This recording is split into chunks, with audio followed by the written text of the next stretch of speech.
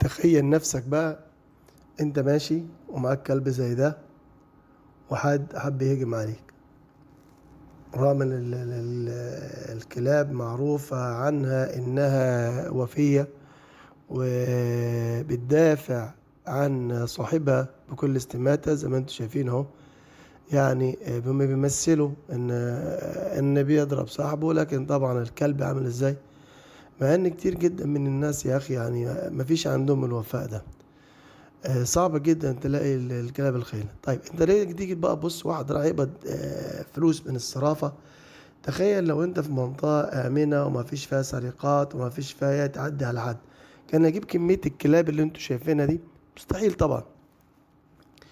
وبرضك ادي منظر تاني لقطة، شايفين الوفاء، شايفين حاول ان يمد ايده على صاحبتها، لكن طبعا هنا بيبين لك سبحان ربي العظيم، يعني شوف هي بتدافع عن ايه. وطبعا في صور عديدة جدا ل... ل... اتصورت، وطبعا دي كلها مناظر تمثيلية يعني مش حقيقية. يعني ادي كلص حب يخش يسرق البيت، لكن طبعا هنا الكلب بيدافع دفاع مرير عن البيت. وطبعا الصور بتنعاد والمشاهد بتنعاد. يا ريت البشر ذات نفسهم لو كل واحد فيهم يخاف على صديقه، يخاف على أخوه، يخاف على مال أخوه، يخاف على عرض أخته،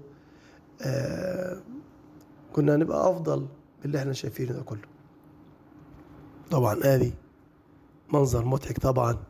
الكلب لو عايز يموت الأوزة دي كان موتها، لكن هو بيحوشها وبيبعدها عن صاحبته. هذا المنظر بيتعاد مرة تانية، شايفين، رغم ان هو ما بيضرش اي حد. هنا طبعا برضك بقرة بتدافع عن الوليد بتاعها.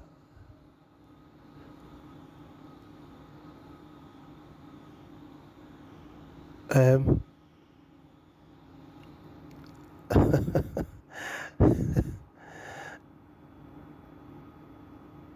زي ما انتم شايفين طبعا المنظر مضحك جدا.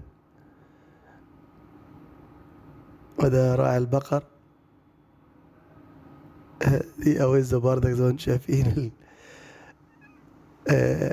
روعة الطفل خوفته.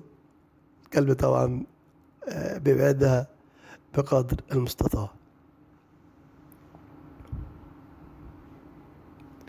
دول أطفال بيمثلوا إن هم بيتخانقوا مع بعض، فالكلب يحوش عنهم.